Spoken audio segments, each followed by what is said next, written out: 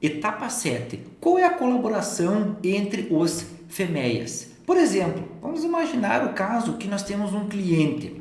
De um lado, nesse cliente, nós temos uma severidade. Cada cliente ele tem uma especificação de uma severidade no seu projeto, no seu processo, no seu produto. Qual é a robustez que esse cliente imagina trabalhar? Então, nós temos a relação desse cliente com os seus fornecedores, com o seu tier número 1, número 2, ou um fornecedor de primeiro nível, um fornecedor de segundo nível, um fornecedor de enésimo nível. E aí cada cliente vai associando, vai repassando a sua severidade para o seu cliente em potencial, seu cliente do lado, ou seja, o seu tier, a sua relação de severidade. Por isso que no setor automotivo, pegando como exemplo, nós temos essa relação de severidade para toda a cadeia que fornecem peças, muitas vezes montadoras de primeiro, de segundo nível,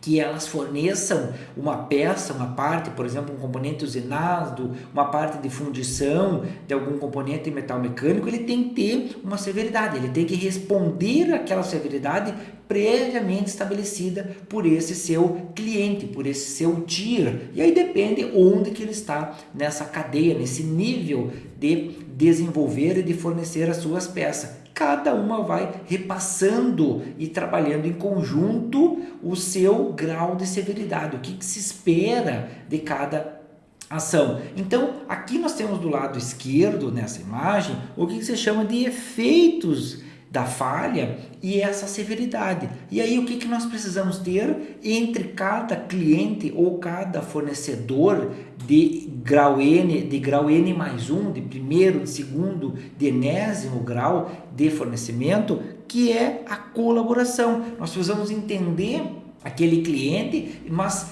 principalmente nós precisamos passar as especificações técnicas para esse cliente fornecer aquilo que o nosso sistema demanda, ou seja, o que nós, como muitas vezes pegando um exemplo de uma montadora, ele necessita para atender aquelas demandas, aquelas necessidades do cliente final, aquelas necessidades quando nós temos o produto acabado em expedição para um cliente. Então nós precisamos entender, pelo menos desse lado esquerdo. Agora, do lado direito, nós precisamos ter um outro ponto, que é justamente a questão de todos os riscos técnicos e qualquer mudança que seja proposta ao longo do produto e também do processo, que isso seja um elemento, um objetivo único, um objetivo geral de reduzir o risco ao usuário final. Então, todos os clientes, independente do seu momento da sua participação